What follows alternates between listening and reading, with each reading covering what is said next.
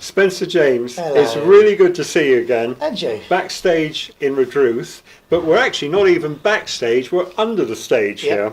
Yeah, in the dungeons. Absolutely, we've been sent to the dungeons. Spencer, apart from other musical involvements, you've been guitarist with Searchers for over 30 years, and I'll come back to that shortly. But what I'd really like to know is, how did your career start? Oh, how did I start? Yeah. Well, I started everybody, when I was a teenager in bands, etc. And then Beach Baby, a band I was in had Beach Baby hit first class. Just going before that, didn't you work for a particular person who's very well known? Which one? Jim Marshall. Yeah, I worked in his shop in Ealing Broadway. I was about, I was earlier than 20 then. Yeah, I must have been about 18 or maybe 18 or something like that. Yeah, he opened a big shop in on that, and selling guitars and polishing them, fixing them, and playing lots of Marshall amps very loudly. And then, of course, your first big break, if I can say that, came when you were asked to dep with White Plains. That's right. Yeah. And tell me about that. How did that happen? How did that come about? Well, I knew the bass player. I knew some of the band really, but mainly the bass player, Robin Shaw, and he just said to me, "Our guitarist is ill. Can you come and dep for us for some shows up north?"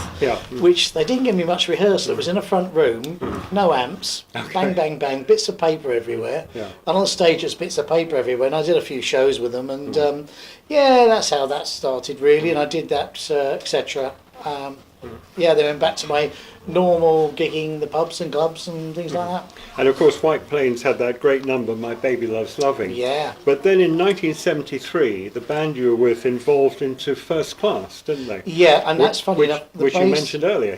Well, the bass player from White Plains, when they split up, came and joined up with me. Right.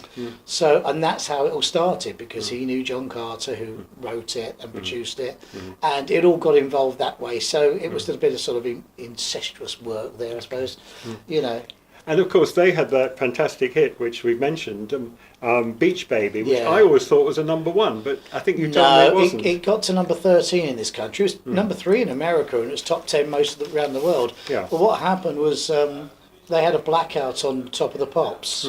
We did Top of the Pops, and the week after they had a union blackout for so many weeks. Okay. So we got to number 13 and stayed there for a while, and that was the end of that really. Okay, but of course in 1985 was a really big year for you, wasn't it? It started when you joined a supergroup. Tell me about who was in that supergroup. Right, well it was Ringo Starr's son, Zach Starkey, Mickey Moody, the guitarist from Whitesnake, Boz Burrell, the bass player from Bad Company, and the keyboard player who was with Judy Zook at the time, I think, Mick Simmons. They already had the band together, and I knew Zach, and they wanted somebody to come and sing, and it was a bluesy rock band really, and I did it. We did a 6 weeks tour, and then that was it really. Okay.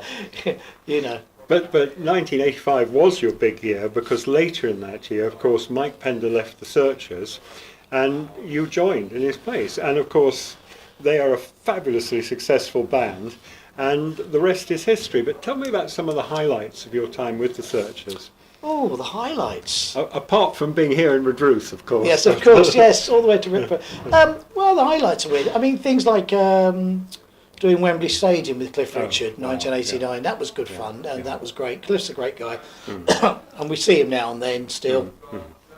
And we played, I mean, some of the big highlights around the world, like, let me see, you got Albert Hall and those sort of things. Wow. Some of the big places like that, they were good fun. But also, we've just been going around in circles, going round and round for years and years. It's a different office every day.